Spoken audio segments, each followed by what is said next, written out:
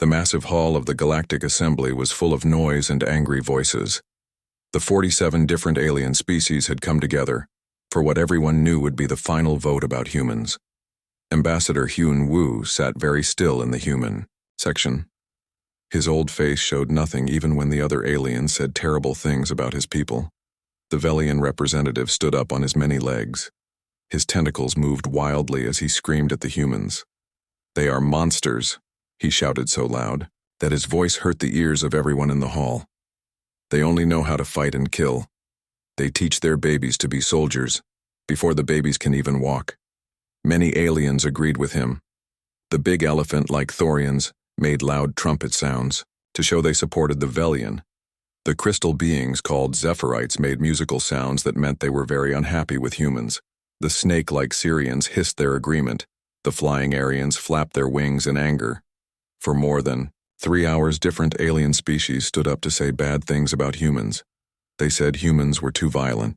They said humans expanded too fast across the galaxy. They said humans would not follow the laws that the Assembly made. They said humans were dangerous and could not be trusted. A small blue alien called Kep stood up on his short legs. He pointed at the human section with his tiny finger. "Look at them," he said in his squeaky voice. "They do not even try to defend themselves. They know we are right about them. They know they are monsters." Some aliens laughed at this. Others nodded their heads. The Mantari, who looked like giant insects, clicked their mandibles in agreement. Even the peaceful lotus beings who never spoke badly about anyone made soft sounds that meant they agreed. So Young, who worked as Hyun-woo's helper, leaned close to the old ambassador. She was young and had not seen many of these assembly meetings, sir. She whispered, "Why are we not defending ourselves? They are saying lies about everything we have done to help them." The old ambassador looked at her with his tired eyes. He had been in many wars and had seen many terrible things in his long life. "Let them talk, child," he said quietly. "Let them show everyone who they really are inside." So Young did not understand. She remembered all the times human ships had saved alien worlds from pirates. She remembered how human doctors had stopped terrible diseases on dozens of planets. She remembered how human engineers had built the space stations that let aliens trade with each other. But none of the aliens were talking about those good things. The crystalline overlord of the Zephirites stood up. His body was made of living crystal that shone with inner light. When he spoke, his voice sounded like beautiful music, but his words were not beautiful. "We have tried to work with humans for many years," he said, "but they cannot change. They see everything as a fight. They make weapons when we want to make art. They build armies when we want to build peace." The Thorian matriarch raised her massive trunk. She was bigger than 3 humans put together. Her voice was deep and powerful like thunder. "We gave humans a chance," she said. "We let them join our assembly. We shared our knowledge with them. But what did they do? They used our gifts to make stronger weapons. They used our trust to spread their violent ways to new worlds. More and more aliens stood up to speak against humans. Each one said something worse than the last. They said humans were a cancer in the galaxy. They said humans would destroy everything if they were not stopped. They said the galaxy would be better and safer without humans. Ambassador Hyun-woo listened to every word. His face never changed. He did not get angry. He did not try to argue. He just sat there like a statue and listened to all the hate. Finally, the voting began. Each species had to say if they wanted to keep humans in the assembly or throw them out. The first vote came from the Velians. Expel the humans. They said the Thorians voted next. Expel the humans. The Zephirites made their musical vote. Expel the humans one by one. Every single alien species voted to throw humans out of the assembly. 46 votes to expel. Humans, 0 votes to keep them. Only the humans themselves did not vote. When the last vote was counted, the hall exploded with noise. Aliens cheered and danced and made happy sounds in their own languages. They acted like they had just won a great victory. They acted like they had saved the galaxy from terrible danger. But then Ambassador Hyun-woo stood up. The old human was not very tall compared to most of the aliens in the room. But when he stood up and looked around the hall, everyone became quiet. His voice was not loud, but everyone could hear every word he had learned to speak like this during his many years as a soldier. "Very well," he said in a calm voice. "We understand what you have decided. Today, you have voted to remove humans from the Galactic Assembly. We accept this decision." Some aliens started to cheer again, but Hyunwoo kept talking. "Starting right now," he said, "all human help to your species will stop. Our soldiers will stop protecting your trade routes. Our doctors will stop helping when your people get sick. Our engineers will stop fixing your broken machines. Our ships will stop answering when you call for help." The cheering stopped. The hall became very quiet. "All the deals we made with you are finished." Hyunwoo continued, "Our promises to defend you are cancelled. Our agreements to share technology are ended. Our contracts to patrol your space are void." He looked around at all the alien faces. Many of them were starting to look worried. "We wish you good luck," he said. Then he turned and walked toward the exit. So Young and the other humans in the delegation followed their ambassador. They walked in perfect lines like soldiers. They did not look back. They did not say anything else. They just left behind them. The great hall was completely silent. The aliens looked at each other with growing fear. They were starting to realize something important. For hundreds of years, humans had been fighting the pirates that attacked alien ships. Humans had been stopping the terrible diseases that sometimes spread between worlds. Humans had been building the defenses that kept dangerous things away from peaceful planets. And now the humans were leaving. In the days that followed, human ships began departing from every corner of the galaxy. The big warships that had protected trade routes flew away. The hospital ships that had helped during emergencies left for human space. The engineering vessels that had maintained the great space stations packed up their tools and disappeared. The aliens watched them go. At first, some aliens were happy. They said good riddance to the violent humans. But as more and more human ships left the galaxy, started to feel different. It felt empty.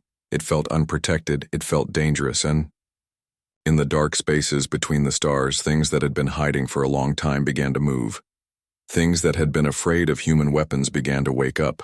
Things that humans had been fighting began to grow strong again. The aliens had wanted the humans to leave.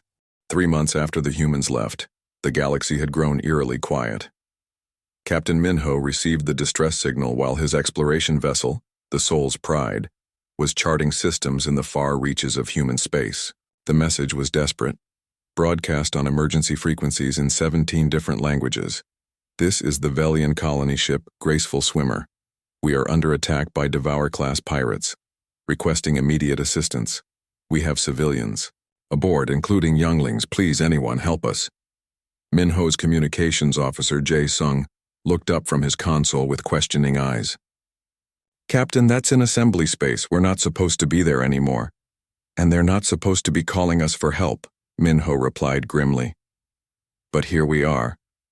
The truth was becoming clear across the galaxy. For generations, human fleets had patrolled trade routes, hunting down pirates and raiders that preyed on peaceful species. Human medical ships had responded to plagues and disasters. Human engineers had built the infrastructure that connected 1,000 worlds. Now, the pirates were back in force. The Skull Fleet, the Blood-Tide Corsairs, the Machine Cult, all the predatory groups that humans had spent decades destroying or driving into hiding, emerged like parasites sensing weakened prey. Jae-sung intercepted another transmission, this one from a Thorian industrial world. "Captain, they're reporting that the Crimson Swarm has taken 3 of their asteroid mining stations. The local defense force was eliminated." Minho closed his eyes. The Crimson Swarm were biomechanical horrors that converted living beings into more of themselves. Humans had fought a 12-year campaign to contain them in the outer darkness. Now, without human fleets maintaining the containment grid, they were spreading again. "Sir," called out his tactical officer, Lieutenant Yoon-ji, "I'm reading massive energy signatures near the Zephyr homeworld. It looks like a Void Titan." The bridge fell silent. Void Titans were ancient weapons of mass destruction, planet killers from a forgotten war. They drifted through deep space, dormant until disturbed. Human deep space monitors had tracked every known Titan for centuries, ensuring they stayed in empty regions of space. Without those monitors, without human intervention, the ancient horrors were awakening. 6 months after throwing humans out of the assembly, the Great Hall looked very different than before. Half of the seats were empty because the aliens who used to sit in them were dead, or their worlds had been destroyed. The remaining aliens looked scared and desperate. They whispered to each other in frightened voices instead of making proud speeches.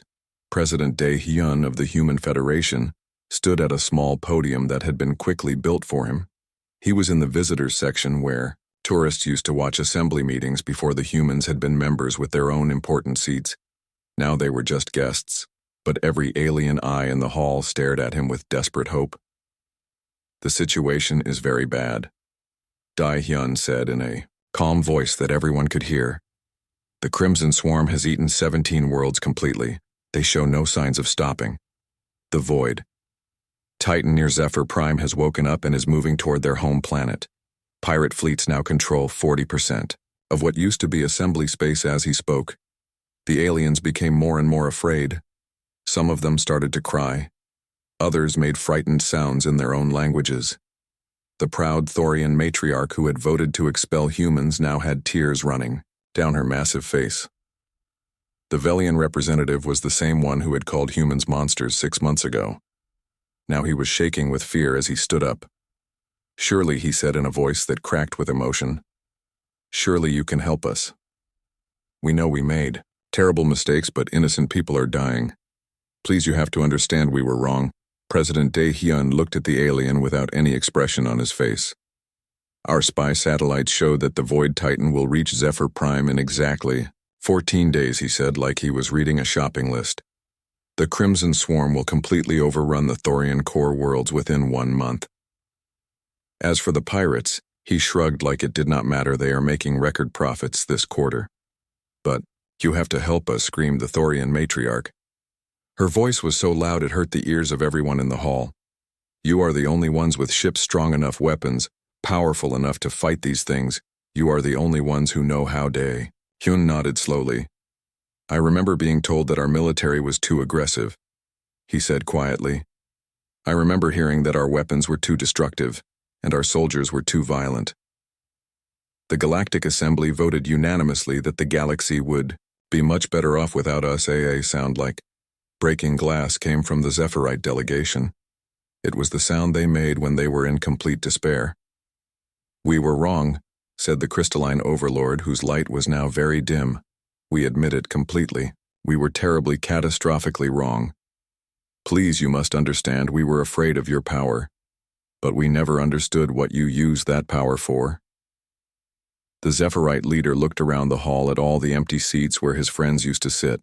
"We thought you were the monsters," he said with his musical voice now full of sadness. "We thought you were the dangerous ones. We never realized you were protecting us from the real monsters." Other aliens began to speak up. A small KEP representative stood on his short legs. "We called you violent," he squeaked, "but you were only violent to things that wanted to hurt us." Assyrian slithered forward on her snake-like body. "We said you were too aggressive," she hissed, "but you were aggressive toward pirates, enslavers and planet killers." The Aryans who could fly flapped their wings sadly. "We thought peace meant no weapons." They chirped in their bird-like voices. "We did not understand that sometimes you need weapons to protect peace." More and more aliens admitted their mistakes. They talked about how stupid they had been. They begged the humans to forgive them. They promised they would never doubt humans again, if only the humans would save them. President Dae-hyun listened to all of this without changing his expression. When the aliens finished talking, he spoke again. "Fear," he said. "Yes, I can understand fear very well. My daughter Min Jung lives on New Busan, a human colony world that is right in the path of the Crimson Swarm expansion. My grandson Tai Ho serves on the frontier watching Void Titans wake up one by one and start moving toward populated worlds." He paused and looked around the hall. "My wife, Soare, works at a refugee center taking care of alien survivors who managed to escape from destroyed worlds. My brother Jun Seok leads a patrol squadron that has been fighting pirates non-stop for 3 months. The aliens listened with growing shame as they realized that humans were suffering too. That human families were in danger, just like theirs. You know what the difference is between your fear and mine, Dae-hyun asked. The hall waited in complete silence.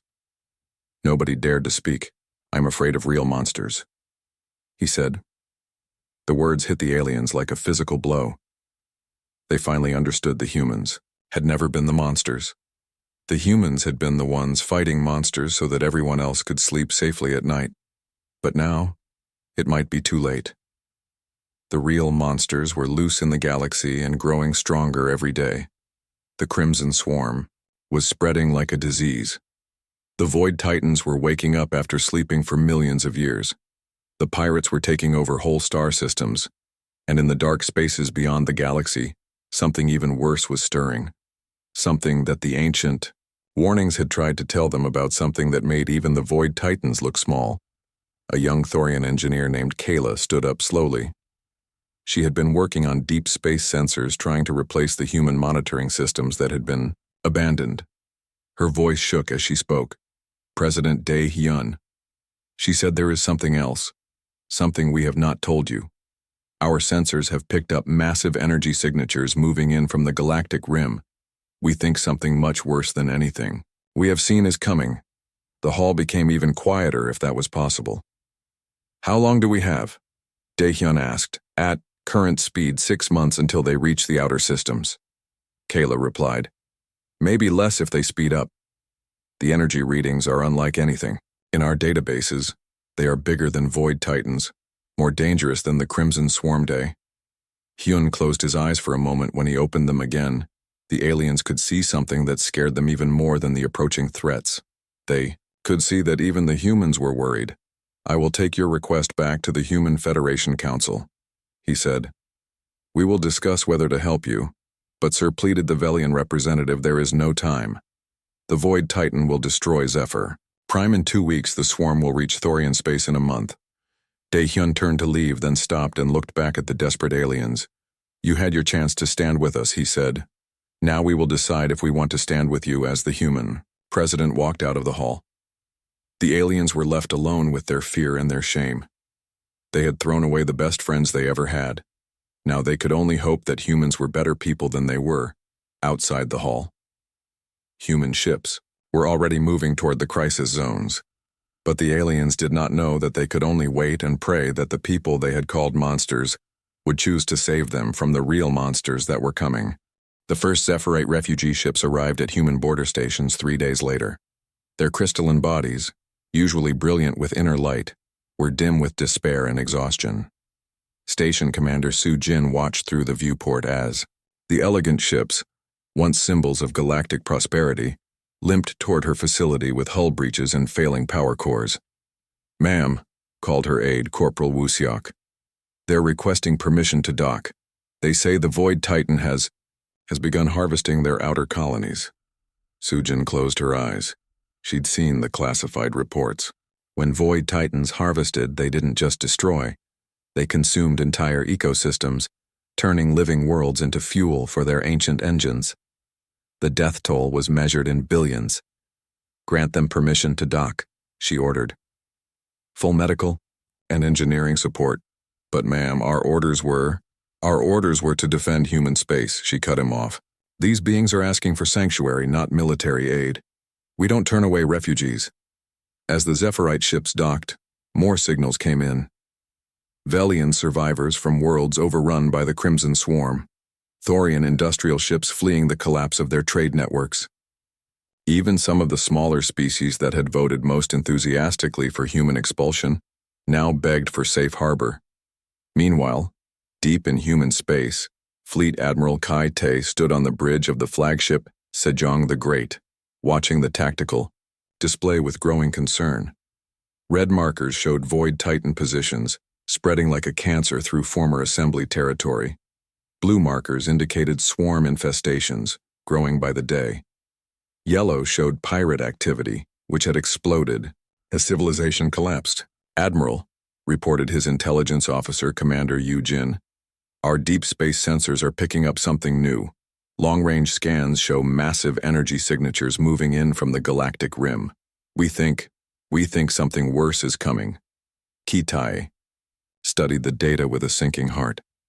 The patterns were familiar from ancient archives, from warnings left by the galaxy's previous inhabitants. The Void Titans weren't just weapons, they were signals, beacons calling to something in the darkness, between galaxies. How long do we have? He asked quietly. At current speed, 6 months until they reach the outer systems. Maybe less if they accelerate. The Admiral looked out at the stars, knowing that somewhere out there, billions of beings who had rejected humanity's protection were dying in ways too horrible to imagine, and worse was coming. Send a message to Earth, he ordered. Tell them it's time to make a choice. We can save our own people and let the galaxy burn, or we can try to save everyone and risk losing everything. He paused, thinking of his oath, as a human officer, sworn not just to protect humanity but to defend the innocent wherever they might be found. Tell them Admiral Kite recommends we prepare for war. The human fleet that emerged from quantum fold space above the dying Zephyr homeworld was unlike anything the galaxy had ever seen. Admiral Kite's combined task force comprised ships from every human world, sleek destroyers from the orbital cities of New Korea, massive dreadnoughts from the industrial worlds, and strange vessels from the research colonies that seemed to bend space around them. On the surface of Zephyr Prime, the crystalline inhabitants watched their star dim as the Void Titan fed, draining stellar energy to fuel its ancient hunger. They had given up hope days ago when their final distress calls went unanswered. Then, the human ships opened fire. The weapons that humans had developed in isolation, the ones the Assembly had called too destructive, too aggressive, proved their worth against enemies that could devour worlds. Quantum torpedoes tore through the Titan's armor plating. Fusion lances carved deep wounds in its hull, and from the flagship Sejong the Great, a weapon that violated several galactic treaties fired once, a singularity cannon that opened a micro-black hole inside the ancient monster's core. The Void Titan died screaming across 17 dimensions, but Kite had no time to celebrate. His communications officer, now Captain Yu Jin, was already reporting new contacts. Sir, we're receiving surrender requests from 47 pirate fleets. They're asking for amnesty in exchange for information about something called the Night Fleet. The Night Fleet. Kite had hoped the ancient archives were wrong, that the signals from beyond the galactic rim were just echoes. But the pirates had been in contact with something out there, something that made even the most ruthless criminals beg for human protection.